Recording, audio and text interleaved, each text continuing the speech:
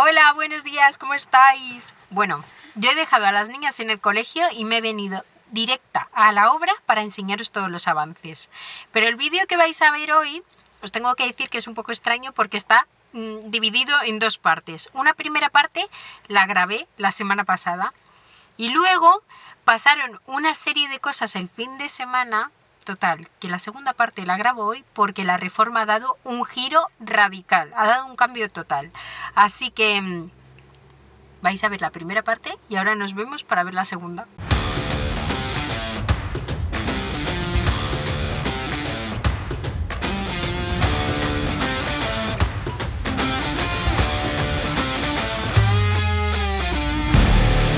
Hola, ¿qué tal estáis? Bienvenidos al capítulo 5 de Diario de una Reforma.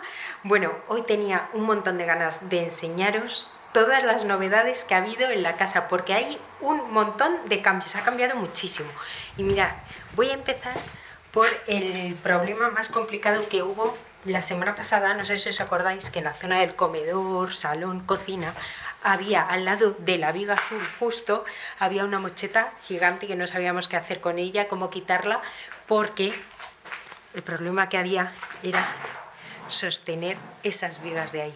Bueno, pues mirad, lo que hemos hecho al final ha sido una viga aquí de hierro con una zapata al final, que a mí me gusta muchísimo cómo queda, porque cambian los materiales, así se ve la piedra de la base, la viga de madera y luego el hierro de esta viga que está reforzando toda, bueno, está sujetando esa zapata, está sujetando las vigas de toda esa zona.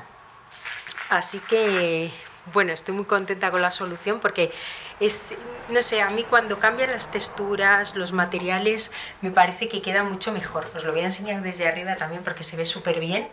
Y bueno, menos mal que contamos con un equipo genial de albañiles, constructor, el arquitecto, por mi parte también de interiorista, así que yo creo que entre todos hay que hacer buen equipo, es lo más importante para que las soluciones sean ágiles, sean rápidas y encima aporten tanto, porque queda fenomenal. A mí me parece que está incluso mejor que antes. Mirad cómo está ese aquí.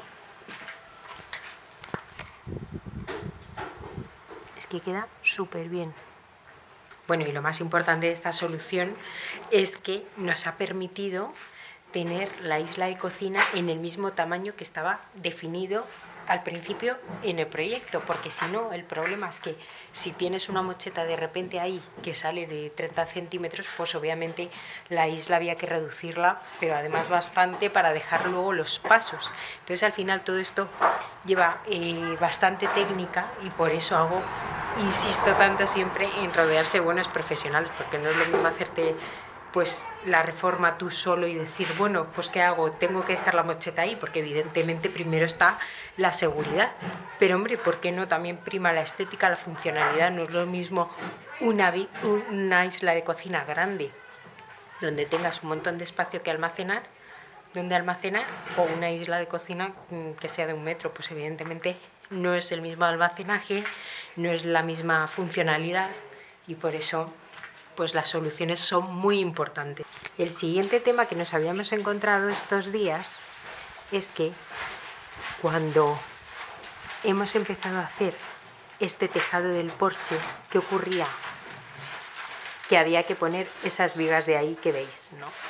Bueno, pues si las poníamos a la misma medida que estaba definida en el proyecto, parecía, cuando te ponías aquí y veías esta viga del ventanal comparándola con esa de ahí del final del porche, parecía que estaba torcida.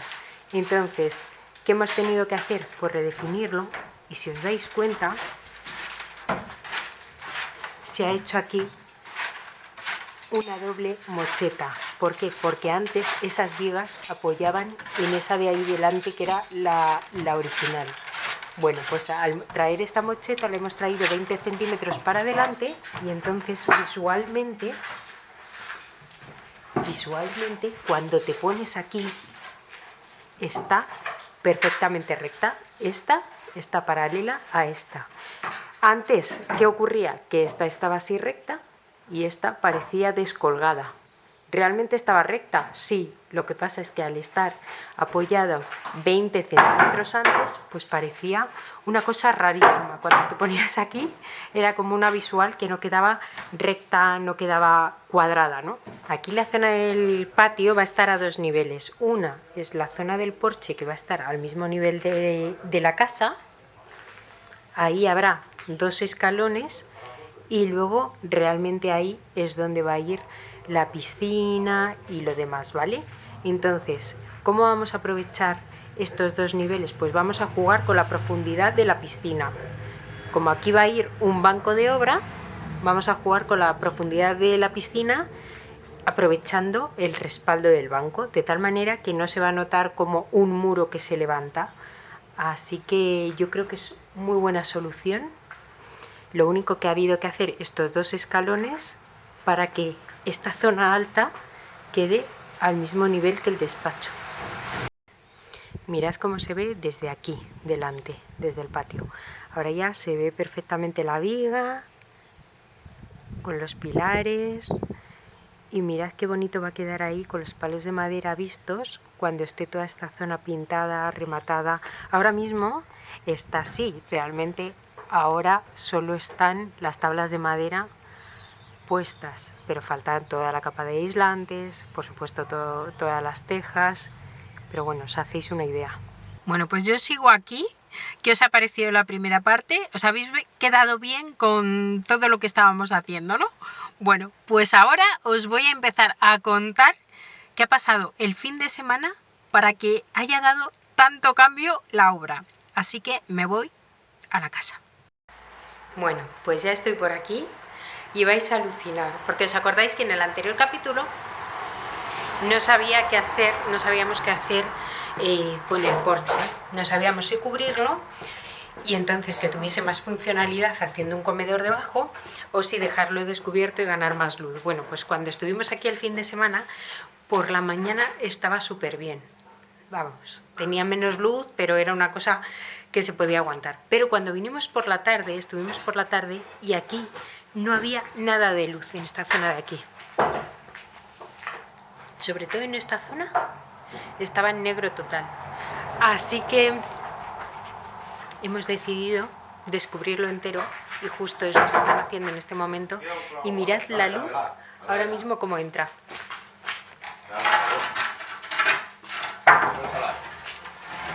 El otro día os prometo que todo esto estaba negro, pero negro. Así que yo creo que hemos hecho bien. Ahora, una vez que decidimos abrir esa zona del tejado, pensamos que no tenía mucho sentido tener una mesa de comedor ahí debajo, porque justo la parte... Me voy a ir para arriba, si no me escucho yo a mí misma.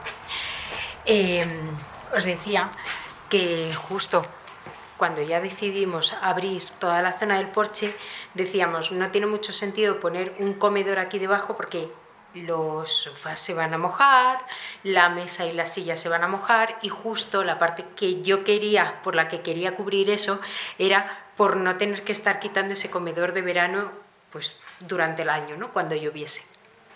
Así que hemos rediseñado la planta de abajo y la hemos dejado exactamente en la distribución, la primera que pensé de todas. Una vez que vinimos a esta casa, la primera distribución que se me ocurrió fue esta. Bueno, tenía dos, para ser exactos. Lo primero es que esto ya está abierto. Está abierto todo. La idea es que ahí hubiese un comedor. Aquí el sofá, que esto iba a ser el salón. Y esto iba a ser el despacho. Y aquí el comedor de invierno, ¿no? Vale, bueno, pues aquí el cambio que hemos hecho. Como quitamos este comedor de aquí, porque aquí no va a haber mesa, lo que vamos a hacer es trasladarlo a esta zona, de tal manera que en invierno tengamos la mesa puesta aquí y en verano se puede sacar y ya está. Aquí tenemos el comedor, aquí la cocina, con lo cual tiene sentido que la cocina dé servicio al comedor, y luego el salón lo vamos a poner en esta zona porque es bastante más grande. ¿qué vamos a poner en este ladito? Pues el despacho, la zona del despacho, porque al final tiene muchísima luz y para trabajar lo que se necesita es luz. Así que finalmente va a quedar despacho, cocina, comedor y salón. Bueno, ¿qué os parece el cambio? Yo tengo que confesar que a mí no me suele gustar cambiar la distribución cuando un proyecto está empezado, ¿vale? Pero es cierto que en este caso, para mí, la luz es lo más importante y lo que le da valor a una casa, lo que le da más valor a una casa. Así que, con un cambio tan importante, que era que había una zona del salón y el despacho que estaba prácticamente a oscuras a las 3 de la tarde, un día soleado en octubre, estaba bastante preocupada porque entonces, en los meses de invierno, ¿qué iba a ocurrir? Así que creo que hemos hecho muy bien con esta decisión y estoy muy feliz porque en el fondo la distribución sé que ahora es mucho más funcional que antes. Así que en este caso tenía que haber seguido mi intuición y haber hecho la distribución, pues la primera que pensé el primer día cuando entré en esta casa. Tenía 2 distribuciones. La primera que se me ocurrió fue esta, que es al final la que se va a quedar, y otra que era detrás de las escaleras del jardín, detrás de las escaleras que suben a los dormitorios, poner la cocina mirando hacia el muro del salón y techar con forja ese patio interior. Pero esa no se podía hacer. Esa distribución no se podía hacer porque no se podía cubrir el patio interior. Así que al final se queda esta y ya os digo que estoy súper contenta porque me parece que tiene más sentido tener la cocina, el comedor al lado y luego el salón, que está como más resguardadito, pero es una zona bastante amplia. Así que creo que es una muy buena decisión, la verdad, y que todo ha tenido que pasar por algo. No suelo hacer esto de cambiar la distribución nunca, pero en casa de herrero, cuchillo de palo, y lo que siempre digo que no se debe hacer, voy y lo hago yo. Bueno, yo ya me voy a despedir el vídeo en el mismo sitio que lo he empezado hoy. Así que nada, un besazo y nos vemos en el próximo capítulo, que espero que haya un poquito menos de novedades que hoy, ¿vale? Venga, adiós.